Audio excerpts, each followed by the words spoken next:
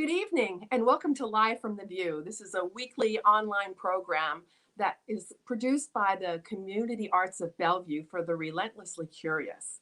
My name is Kathleen O'Brien and I serve on the board. And tonight we've got what I think is really a fun show.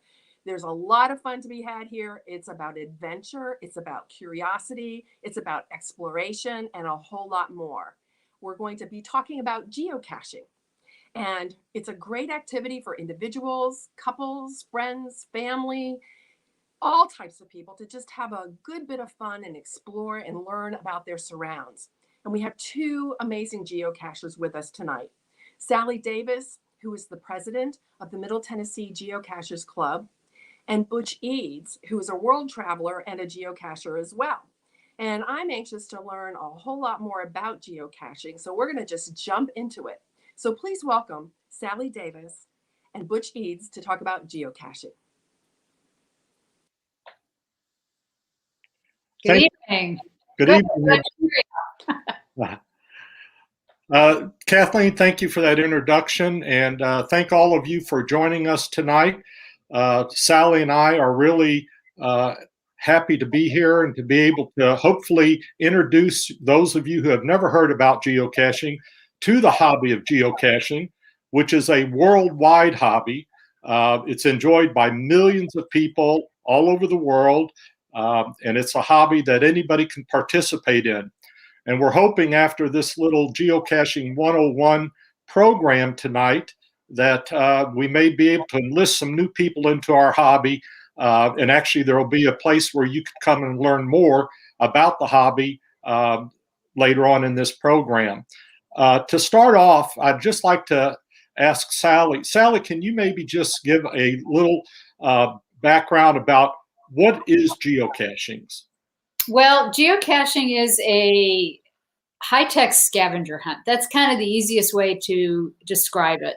It uses GPS technology that it started back in 2000 when the selective availability was released from only military, and it's been going gangbusters ever since. We've got caches all over the world. There used to be one on the International Space Station. I believe it's gone now. There's all over the place. So people go and find the coordinates, GPS coordinates, and that is where they will find the cache, hopefully. And it's kind of like a big hide and seek. Right. That's the way that I've always described it. It's just a big scavenger hunt. So for those of you that like to do scavenger hunts and like to go outside and be in the outdoors, geocaching is really for you. And what Sally was talking about, the GPS and how this sport hobby came into being in 2000, prior to May of 2000, the government did not allow citizens access to the satellites that produce GPS signals all over the world. And you have to have at least 3 satellite signals to triangulate to a spot where you can get within any reasonable distance. And since geocaching is a hobby that you're trying to locate a cache, in a very specific spot, you have to be directed there by these coordinates that Sally talked about.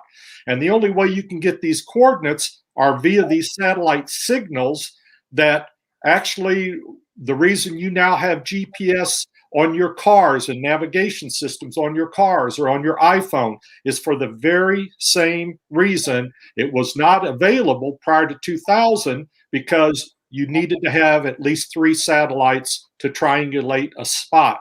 And so that's why now everybody uses GPS. You may not realize it, but you are using GPS. That's how your navigation systems work. So that's what really started the sport. But there was an interesting thing, Sally, about how it really got started when one person tried to figure out, does this GPS satellite really work? Tell us about that. So Dave Ulmer was the one who decided to go ahead and hide the first cache.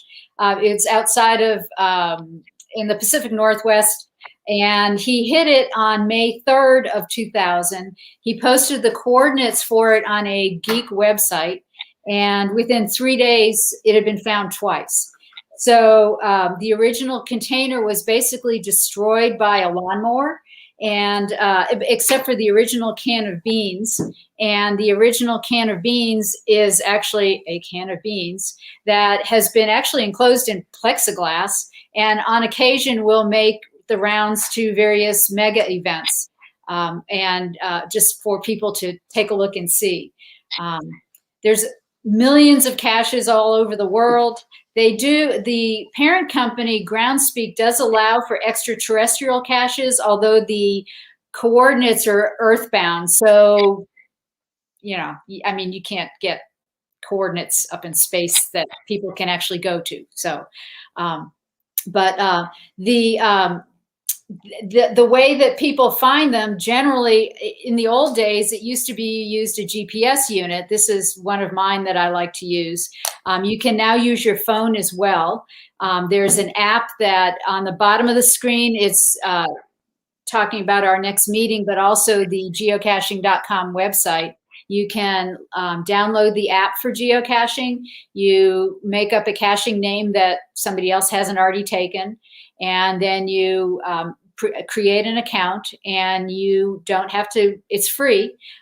If you want to pay $30 a year, you can get premium membership where you will have extra perks, better maps, better icons on the maps, more caches to find, the premium caches. Some people only will hide caches for everybody, and some people, if it's an extra special cache or a special place, they will make it a premium only cache because it has a less chance of getting stolen or messed up or something. So, well, the one thing I think that's people ask, well, why would I get into geocaching, or what's the draw of geocaching? And, I'll just give you my personal story, and that is that I wanted something to do with my grandchildren. And this geocaching is a great hobby for not just individuals, but for families, if you've got kids or grandkids, because we're going to tell you a little later on about different types of caches and different ways that they're hidden. But also, some caches include swag in the caches. So there are all types of little trinkets or toys or whatever. And of course, kids like that. Butch, I think you just said out there. Anyway, yeah, swag Pardon? Is, Butch, you're cutting out, at least on my end here. So. Okay, sorry about that. So swag is just little trinkets and little things or toys or whatever that may be in a cache. So that's how I got into geocaching, because I took my grandkids out and they loved it. They loved trying to find these caches, and there was a challenge to see who could find it first. And then, of course, if there was something inside the cache itself, they enjoy being able to trade things, because one of the rules of geocaching is if you take something out of a cache, you've got to replace something in that cache.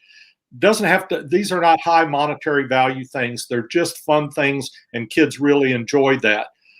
So that's how I got into it. And Sally, you want to tell people how you got involved into geocaching? Yeah, a friend of mine got me into it, and she back in 2004. So I've been doing this for a while, and I have cached with. I've got a whole group of caching friends now that we go. We try to travel. Of course, the COVID era kind of messed that up, but I kind of got into it. My kids kind of got into it a little bit, not as much.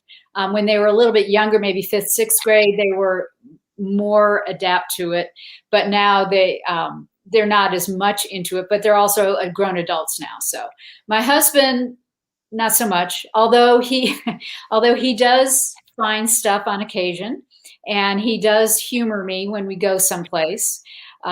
We've found caches where one of the most fun ones that I found that he was with me was a scuba cache down in Grand Cayman. and on the Kitty Wake, and he's very proud of that one. He took videos and all that. So at any rate, there's you can, anywhere you go, you can cache. So I have found that, because the rest of my family doesn't cache as much, that if we're somewhere, say in Colorado, for instance, one summer we were at Crested Butte, and I decided to look where there would be a whole lot of interesting caches so that everybody would enjoy it. And I found an area, a national park that I'd never even heard of before. It was called the Black Canyon of the Gunnison. And they had, I couldn't even tell you how many earth caches. So earth caches are a type of cache that is put together with the U.S. Geological Society. The people who make the cache or who write up the cache have to make sure that it meets their requirements. There is no actual container there. You just have to answer some questions. But it almost always, especially in a place like that, brings you to a beautiful location and just someplace that you'd never even know was there. And to me, that's kind of, I enjoy those kind of caches because they are good for everybody, even if you don't cache. Yeah, I think that, Sally, I share that same thought. Now that my grandkids are much older and grown, I've actually been geocaching since 2010. But any travel I do, either domestic or international, the first thing I do is I look up caches that are near where I'm going to be, because you'd be surprised that they take you to very unusual sites. They take you to out-of-way places that people may not even be aware of, even the locals aren't aware of. I'll just give one example. I was looking for a cache in London. It was a virtual cache, and we'll talk about the different types of caches here just in a minute. And it was actually the oldest water fountain in London. Wow. Okay. and people walk by it every day and literally did not know that, because it's a geocache.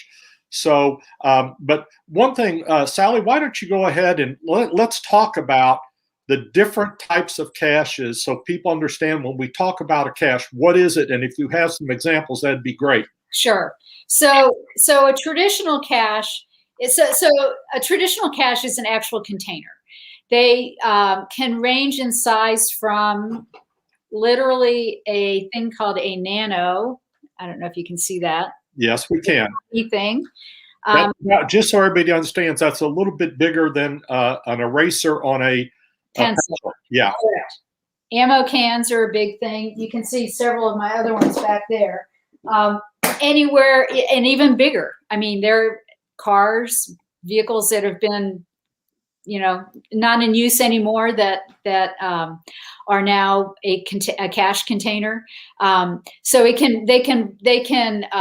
The traditional ones will always have a logbook of some sort. It'll be a piece of paper or maybe even like a notebook or something that you write your caching name in there when you find it. And that is how you, I guess technically that's how you verify that you really were there. Exactly. And you really found it. Yes. Exactly. And so as a result of that, you should always have a pen or a pencil with you, because a lot of caches won't have, there would be too small to have a pen in it. So it's always good to carry a pen. Some of us have favorite pens. This is one of mine. It's a space pen, Fisher space pen that just goes in and out, so you can't lose the top of it. So it's pretty good. So traditional ones vary in sizes. To find them, there's difficulty in terrain. So the difficulty in finding a cache can range from 1. It goes in half point increments: 1, 1.5, 2, 2.5, all the way up to 5. So 1 is a really easy find. 5, you're going to be hunting for a while. With that is terrain, and with terrain, a 1 terrain is something that somebody in a wheelchair should be able to get. A 5 terrain will mean that you need specialized equipment, say scuba, skis, ropes, a ladder, a grabber thing, something you might need special tool for. So, or it also can mean that it's a very difficult terrain. You may have to hike up a steep, long trail. I was just in South Dakota a few days ago, and I did a 5 terrain that required a 6.5 mile round trip hike up a very, very steep incline to an actual fire tower. oh, wow. So, you know, the difficulty and terrain, they go from 1 to 5, and you know, we would recommend anybody who's a new geocacher try to stick with the 1s and the 1.5s till you really get the feel for that. So the first type of cache then is a traditional, and that's the one that's mostly out there.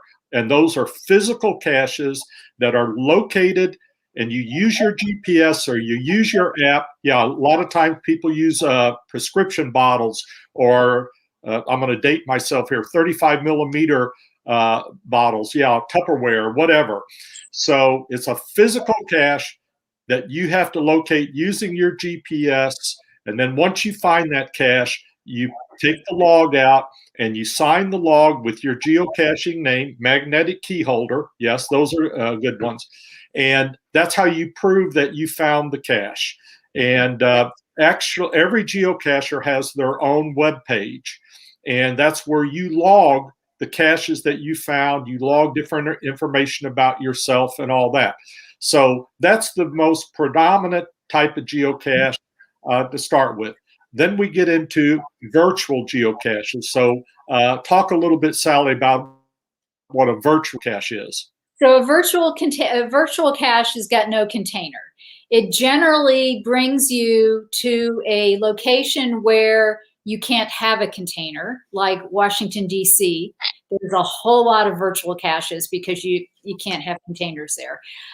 Or it's a monument, or it's a very interesting place that just doesn't lend itself to a container, or it's not allowed to have a container. A lot of virtuals are really older caches. Although a couple of years ago they brought back some virtuals, they allowed a number of people to make another virtual. So there's, for the most part, virtuals are older caches. Yeah, virtuals, just what Sally's alluding to here, geocaching decided a number of years ago that they would not allow people to put virtuals out anymore because they felt it was not in the spirit of the hobby, which is to find something. I personally disagree. I love virtual caches. In fact, they're my favorite cache to find because, as Sally indicated, they take you to unusual places. They take you to out-of-way things. They take you to unusual sites. They are my favorite type of cache to find because they're just really interesting.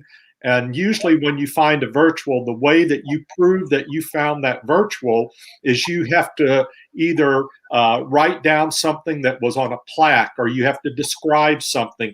And you send it to the cache owner, and then they verify that, yeah, you really found it, because you would not be able to get this information had you not been there at that location. Correct. And all over, generally, you can get information on caches all over the world. And a lot of times the virtuals, when you go to a new place, virtuals are really interesting. Like if you go to, say, Spain, or the Middle East, or the Australia or someplace, because they'll bring you to interesting places. Exactly. And those are the first ones, like I said, when I travel internationally, those are the first ones I look up. Mm-hmm. I look up the virtuals because, again, they will take you to just really unusual sites that you may not find if you had not looked at geocaching. Exactly. So another kind of cache is a multi-cache. A multi-cache has multiple stages. Sometimes it's just 2, sometimes it's 10 or 15. It depends upon what the cache owner wants to do. I did a cache in Chattanooga that I think it was a 17 stage. And that took a lot of doing, but it was fun. It was a good cache, but it was a lot to do. So those can be interesting. Very often they're in the same sort of like area, maybe a park or a. In this case, there's a whole bunch of them across a bridge, on the plaques that are across the bridge. So they. That's how we had to get our information from them. Multis they can, like I said, they can be anywhere from, 2 to, X number, that whatever X the cache owner wants to put out. And there's usually at the end, there's a container. So there is a final cache, and that's where you sign it. And you either get the clues for the end coordinates during the multi-cache, like maybe you'll get one number for A. It's kind of hard to explain. Well, what happens, multi-cache is that they are physical caches. And again, like Sally said, it can be 3 or it can be 4 or 5. And you have to go to each one of those stages to collect the clue that you need to find the final stage, which is the one that you're going to actually sign the log on to prove again that you were there. Yeah. And again, they can be a lot of fun because actually the one Sally's talking about is on a pedestrian bridge in Chattanooga, and I've done that one myself. Mm-hmm. And you go along and there's all this historical information on that pedestrian bridge. It's a great little walk and hike, which is another reason I like geocaching. It gets you outside. It's a great hobby to be outside, enjoy the weather, and find stuff. So that's what a multi is. And then the next type of cache is what's called a mystery cache. And so mysteries can be a variety of things. It can be a puzzle. It can be a challenge. A challenge would be where maybe you have to get 50 caches in a day, and then prove that you've done that by logging them, or the cache owner can go back to your profile and look and make sure that yes, on such and such a day you did in fact find 50 caches. It could be that you have found caches in every single state, or X number of countries or whatever. So there's a lot of different challenge caches out there. Puzzle caches can be a little bit interesting too, because to me, a lot of them are very frustrating because my brain does not work like that. So you have to maybe come up with a solution to a cryptic message, or do a jigsaw puzzle online that comes up with numbers that you then have to figure out what those numbers were supposed to be and how what order they're supposed to be and that sort of thing.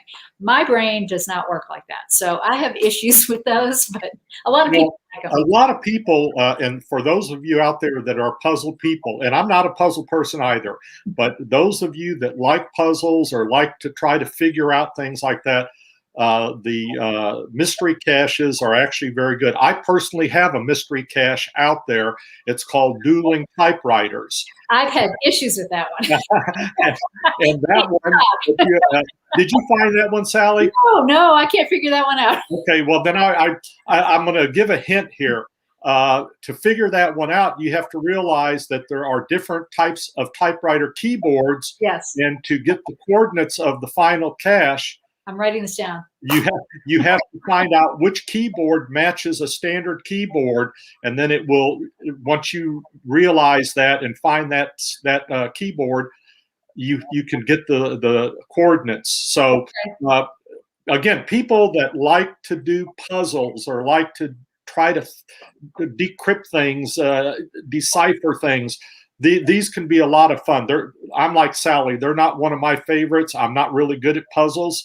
My mind doesn't work that way, though apparently a lot of others do. So if you're more hearts. Yeah. So if you like that type of thing, those are out there for you as well. Right. So another kind of cache that's kind of interesting, it's really more or less a traditional cache, but they call it a letterbox. So letterboxing was an activity that started, let me get this right, in 1854, where people would do sort of like a cache, like a right. a hunt but they would describe things. So you go, say, a mile and a half to the large rock with the outcrop of whatever, and then you turn left and you go 50 paces, and then you do whatever. So letterboxing sometimes overlaps with geocaches.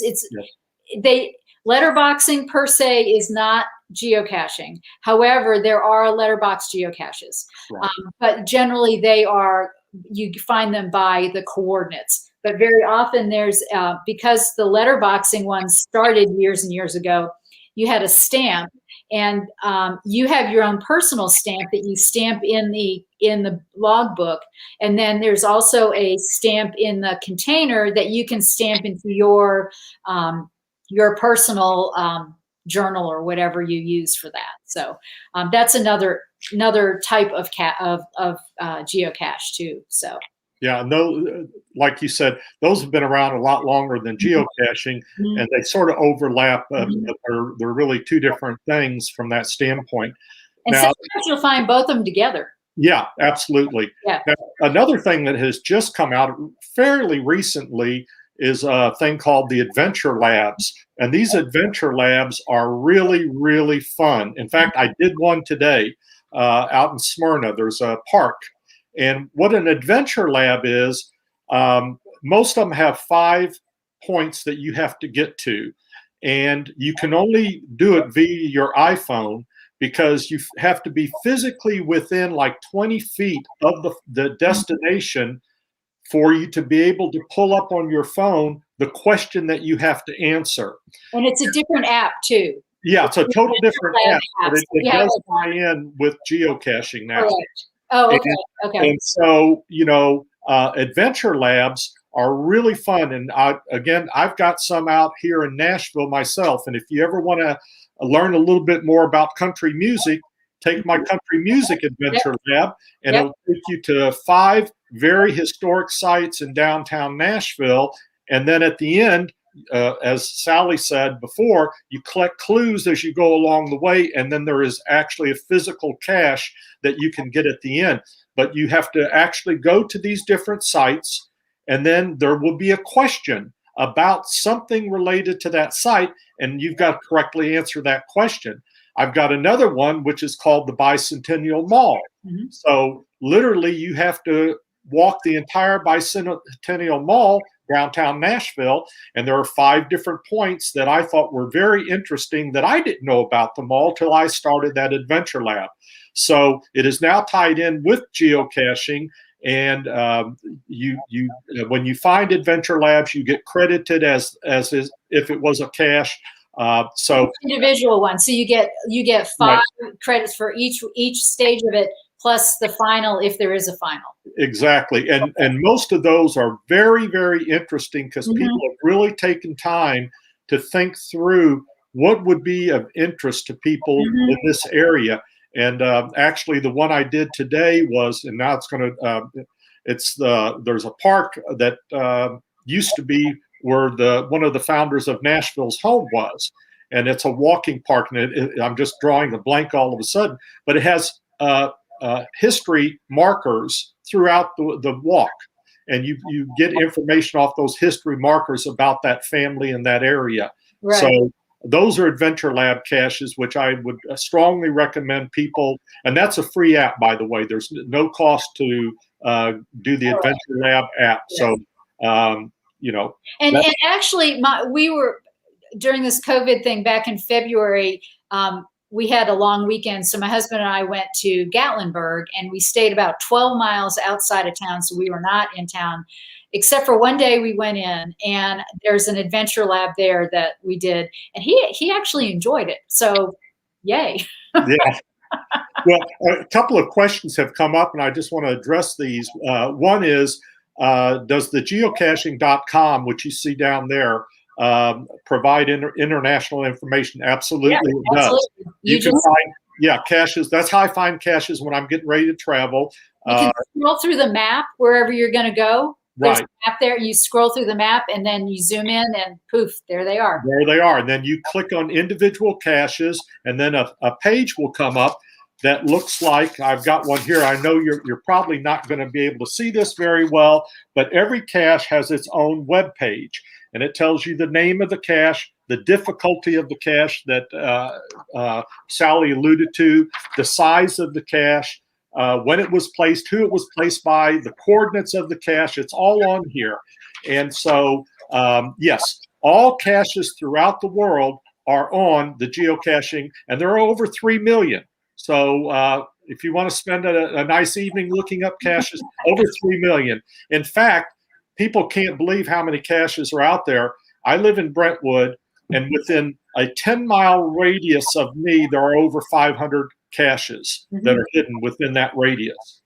Another question that came up is, what do you do with the credits you earn when caching? Well, you don't technically... You get a star on your chest. Well, what happens is when you log caches, again, every geocacher has their own web page. It shows your log. It shows every cache that you have found. You can see that. That's my cache page. So, yeah.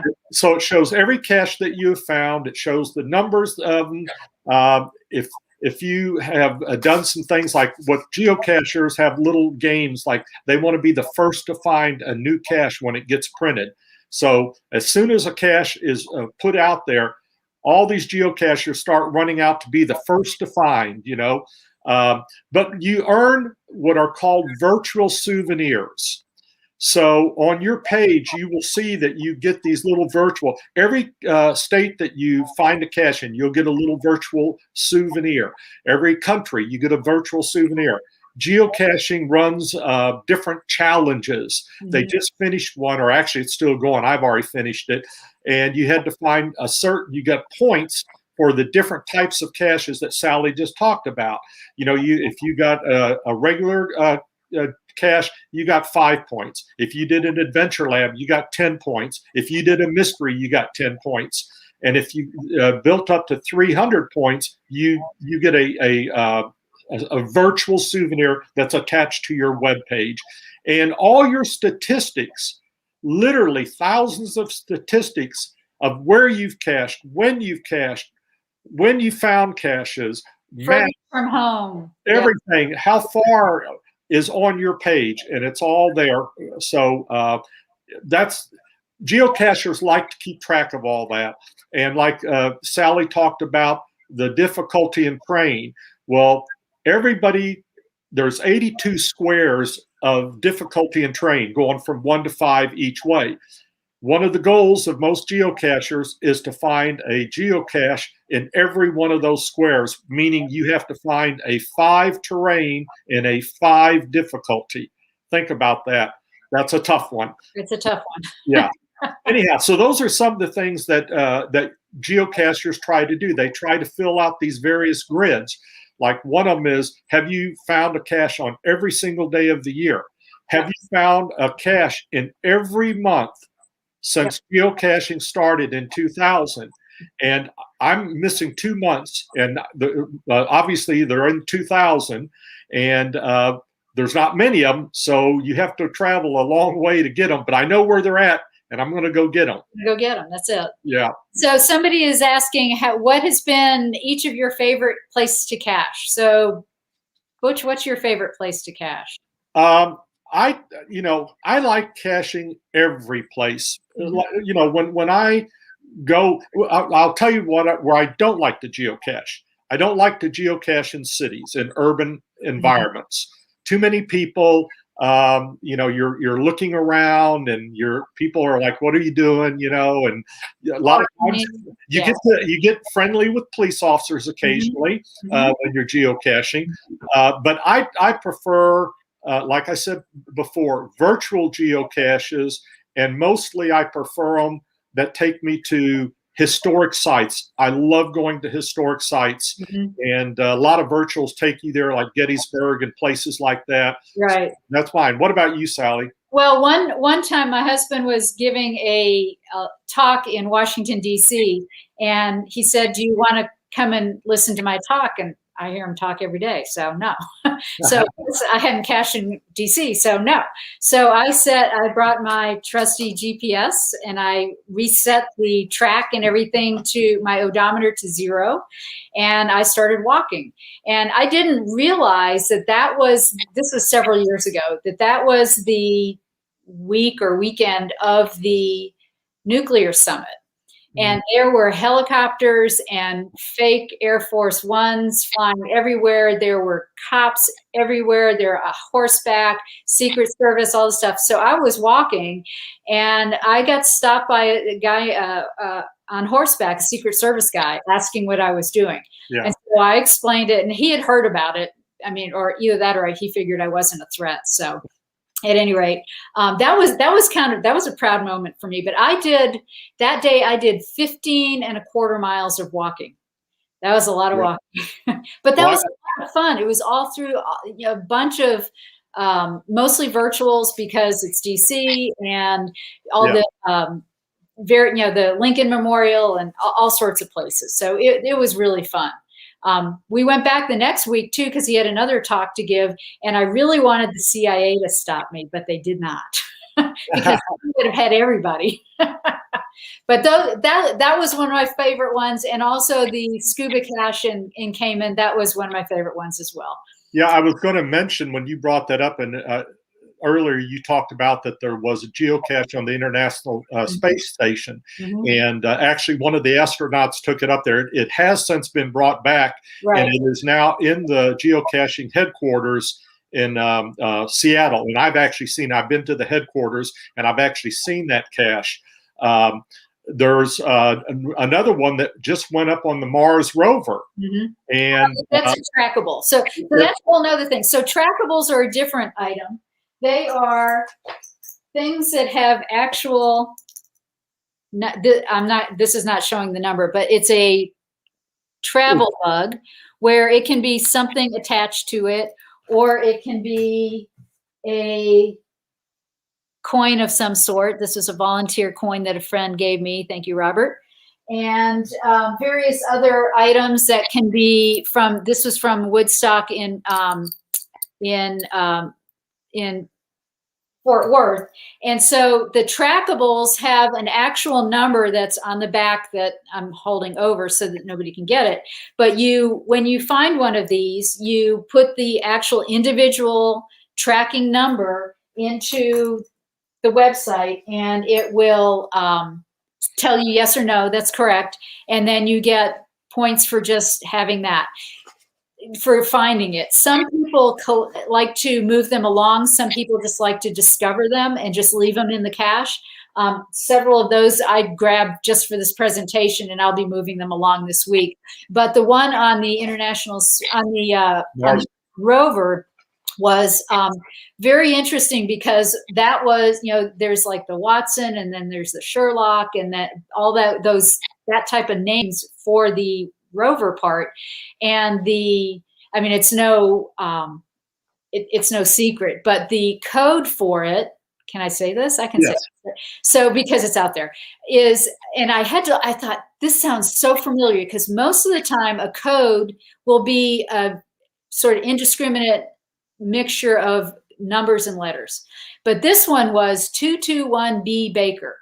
And I was like, that sounds so familiar. So I Googled it, and it's the fictitious home for Sherlock Holmes. Right. Watson, Sherlock. Yes. So very kudos for all of them for pulling that one out. That was really cool. And just to clarify what she just showed you there, those trackables or travel bugs, those are actually owned by the person that put them out there. Those are not like swag that you can take and keep. You're not supposed to keep those.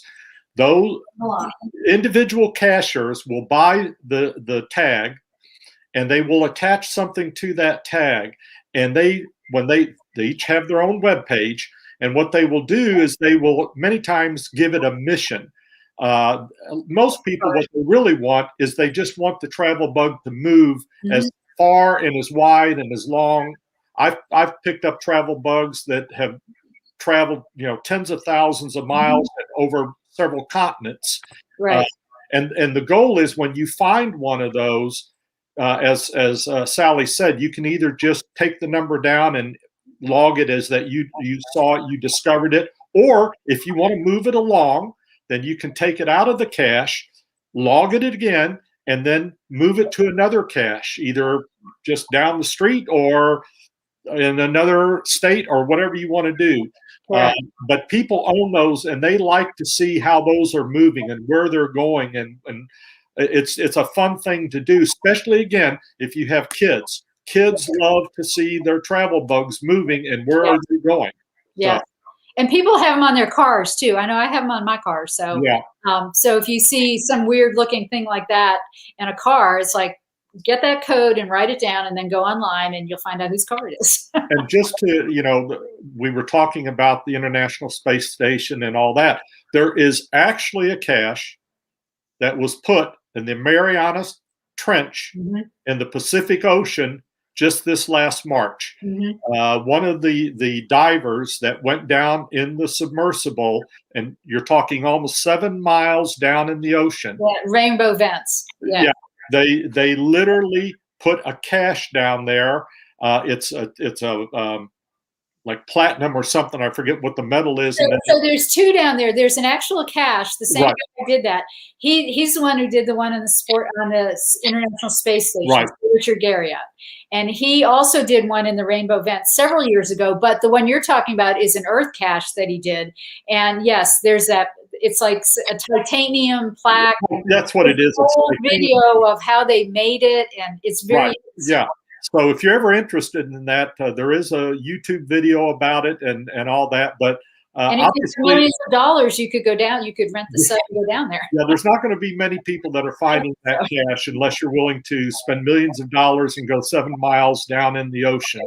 Right. So you may want to stay with the caches that are around trees and bushes and rocks and buildings and stuff. So, but just as interesting tidbits to show you that even astronauts and worldwide explorers are into geocaching and gone to unusual heights, if you will. So, so a couple other types of caches. One is a Geo Tour, which is not super new, but it's kind of sort of new. It's an area of in this area, in Tennessee, at least in Middle Tennessee, there's several of them where they bring you on the Jack Daniels Trail or the southeast, south central Tennessee. I can't remember the name of it. At any rate, it brings you to several different locations for caches.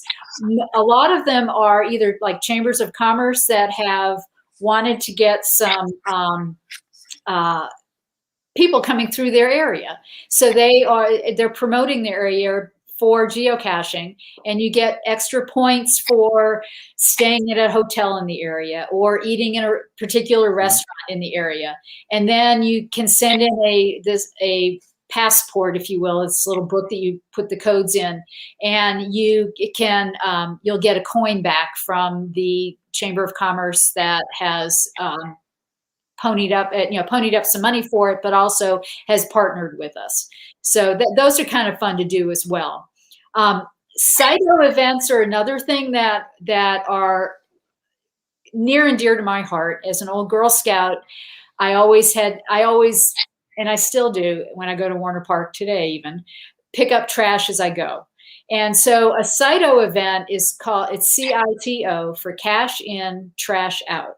And that's an event that is held anytime, but Groundspeak, the parent company, has two different seasons of Cyto, where in the spring and in the fall, where you get a special souvenir for it. But generally, that's where we go. And in a minute, we'll have a slideshow, and there's a picture of a Cyto that we did at Mills Creek, where we go and you just pick up trash. And sometimes there's 4 or 5 people that show up for it. And sometimes there's 20 or 30 people that show up for it with wagons and gators to pull things out. And you clean up a stream or a park, or sometimes a cemetery. We found some old cemeteries that the owners are old folks that just can't take care of it anymore. And so we go in there with weed whackers and brushes and soap and water and clean it up and straighten out the head stones and just, give it a little bit of love, which is a good thing. So because I think what you'll find, geocachers are a very friendly, inviting, inclusive bunch of people. And, I do the same thing when I cache. If I see paper or trash or whatever, I'll pick it up and, take it back to my car and throw it away when I get home and all that. So it's a fun group. What we're going to do here in just a minute, though, Sally has some great pictures to show you of different cache sites. But you see this little thing streaming at the bottom here. Two things. One, it has the geocaching website, www.geocaching.com. That's where you can go to sign up if you're interested in becoming a geocacher. And again, as Sally indicated, you can do it for free, but it has some limitations on it. But it's a good way to, put your foot in the water and see if you like it. And then if you do, obviously, I highly recommend that you pay the $30 a year because it gives you a lot more information, a lot more access to more caches and everything. And your name and Gmail and email accounts are never given out. You're not going to get blasted with stuff from everywhere. It's really, truly, honestly, you have your account and that's all it is. And then, Sally, why don't you tell them about the other little bar running down there and what that means? So our next meeting, Middle Tennessee Geocachers Club, we're having a meeting, the first one in about a year and a half, on Sunday, June 27th, from 3 to 4:30, and it may go longer than that, but it may not, at Edwin Warner Park, Shelter 11, and it's the entrance for that. It's sort of back behind Ensworth High School, but don't go try to get in that way because you won't get in that way. Your GPS may bring you there, but you won't get in. So you have to go in the road that for the shelters that's off of Vaughn Road, sort of near the dog park. Right. It's just across from the model airplane field. Right. Yeah. And you go, it's going to be way, all the way back. And it kind of bifurcates and we'll be on the left. You'll see a whole bunch of people down there. I anticipate we're going to, of course, do social distancing. We're going to have, being a nurse, we'll bring stuff. We'll have a thermometer. We'll have cleansing gel. But mostly everybody's on their own for being honest about whether you've been sick or not. So we don't want you if you're sick. But I have a feeling we're going to have a whole lot of people there because people haven't been out caching in groups at all. So this will be a great way to get to meet a lot of people. There's a lot of people in Middle Tennessee. So our club is the second oldest club in the world. It's been going on forever. And so 20 years or so, 19 years. So we have several people that are charter members of geocaching. They were in from the very beginning. We have several reviewers. So there's a group of volunteer reviewers that review caches when you want to hide a cache or you have an issue with a cache that's already there. You can contact the volunteer reviewer, one of them, and they will review and go over and they will decide whether you meet the requirements to hide the cache and if you have to have particular permission for it. Say in the metro parks in Davidson County, you have to have specific stickers and fill out a form. But we'll go over all that at the meeting. But we would love to have people come. It's free. You just come, bring food if you want. We're not sharing anything. We'll have some water there, but bring food if you want to eat. Bring lots of questions because we'd be glad to answer. We love talking about caching. We will, if you want to join our club, it's $5 for the year. So that does things like reserve the shelter and pay for water. We have other events generally about every 6 weeks usually, or we used to, and hopefully we'll start doing those again.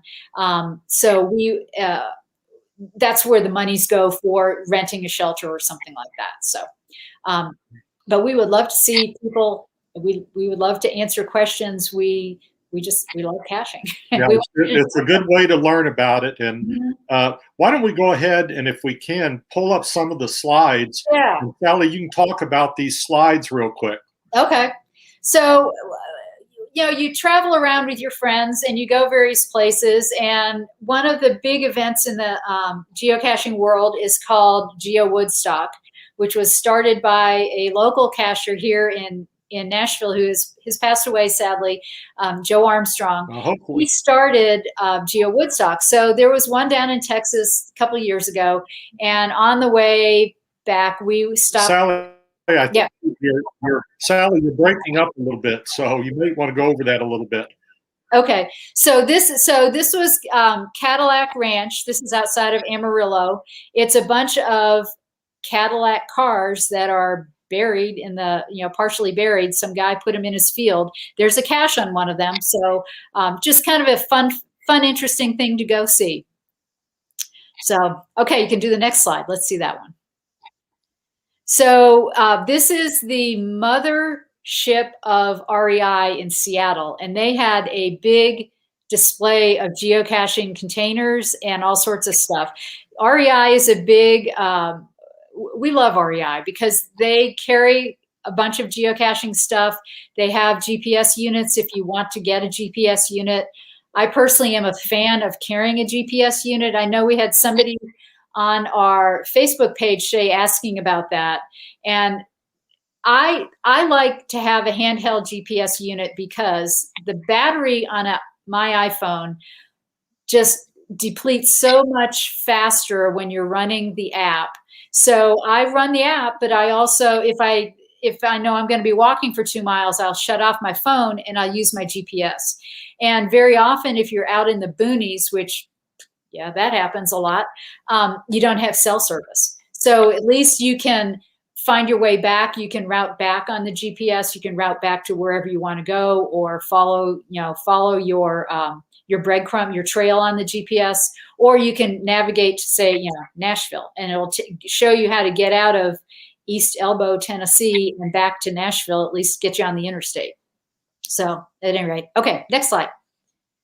So this was a float that we did on the Duck River several years ago. There were, I don't know, maybe 8 or 10 canoes and kayaks where we just had a great day on the river finding caches. I think there were 10 or 12 of them on the river, and we just had a great time doing that. And I think there's another slide with a picture of that. Let's see if no, not this one, but at any rate. So we have fun sometimes too. This was outside of, I think it was Spokane, Washington.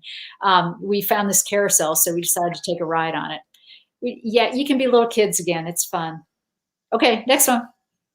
So we went on a trip for 2 weeks with a young man who's going to be on one of these slides, who was 6 weeks old at the time, Liam. And there were 4 or 5 of us in the car for 2 weeks with the baby. And we went to Mount Rushmore. And as we were leaving and going to find a cache, we came around a corner and we saw the side of the backside of it, sort of the backside of it. And so there's George Washington's profile that I've never seen it like that before. So it's an interesting thing. Anyway, next. So here's the cache in, cache out thing that we did at the Mill Creek. We had this trailer. We had several other trailers. We got stuff out of the river, along the banks. It was unbelievable. We pulled an 18-wheeler axle out of there with a lot of help from various strong bodies, but also some machines.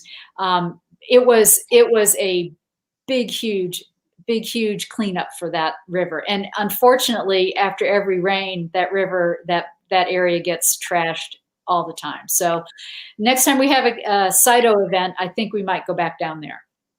Okay. And then, so here's a picture of just a bison tube, like I showed you a bunch of them earlier, that has been grown. It's grown into a tree, but sometimes you have to look and see what is not a usual thing when you find get to the ground zero when your coordinates zero out. You have to start looking. And so here's one that some people would miss, but most people I think would get. Yeah, the idea, when you're geocaching, you're looking for something that looks out of place a lot of times. That's what and we'll show some more slides here, but you're looking for something that's like, wait a minute, that just doesn't look like it belongs here. And it can be a log, or it can be a rock. A lot of geocaches are hidden in fake rocks, fake logs, but that's one of the things you start to learn real quick. Okay, next one. Okay, so this was in a wall somewhere out west. I couldn't even tell you where it was. I know some of my friends could remember. There is a cache in there, and if you look very carefully, it's about the rock that it's a circular small nano that is just below the one that looks like it has a thumbprint in it. So if you look carefully, so you're going to hone your observational skills. This one was a booger because this wall was like the whole side of a building. And you, when you get close to the building, it blocks some of the satellites. So you don't, your accuracy is not as great. So then you kind of have to just look around. And that, I think I found this one, and that was just purely by luck. Anyway, okay, next. So here's your traditional unusual pile of sticks that would hide a cache that is that looks like an ammo can underneath the tree there. So we try to hide them so that people who are not cachers, we call them Muggles from Harry Potter, so that Muggles won't find them, and or if they find them, that they don't take them or destroy them or anything. So okay, next one. So this one's in Brentwood in one of the parks, and it's a part of a history thing. At any rate, so they made this mailbox for Mr. and Mrs. Geo Cache. Pretty tricky. That's a fun one. That's a good one. I know where that one's at. Yeah. So this one was one, and I'm not sure if this one's still around or not. This was over by Narrows of the Harpeth. In like Kingston Spring area, and you get to the area, and then there was this puzzle thing that you had to work, and it was really very interesting. So that's a sort of infield puzzle that you have to work, and there were clues on the web page, and I can't remember what it was. It's been several years, but there are clues on the web page where you could kind of sort of maybe figure out what the codes would be. At any rate, it was one of my favorite ones. This was a good cache. So anyway, okay, next. And then we just have fun. We go travel. This was East Tennessee in Kingsport. We actually were at another cacher's wedding. And so we were just out caching and having a good time. So we meet friends everywhere. It's a good thing. All right, next. So here's one that's hiding right next to some poison ivy, if you notice the green leaves of 3. And there's a little frog on top. I don't know if you can see it very well, but that's just sort of hanging in a tree. Okay. And there's just a picture of a logbook that is kind of a smaller one that probably came from something like that one that was just hanging in the tree with the frog. But that shows you how people sign their names. Some people put dates on it, some people don't. This one looks like, so this is from 2014 when I signed this one. So yeah. Okay.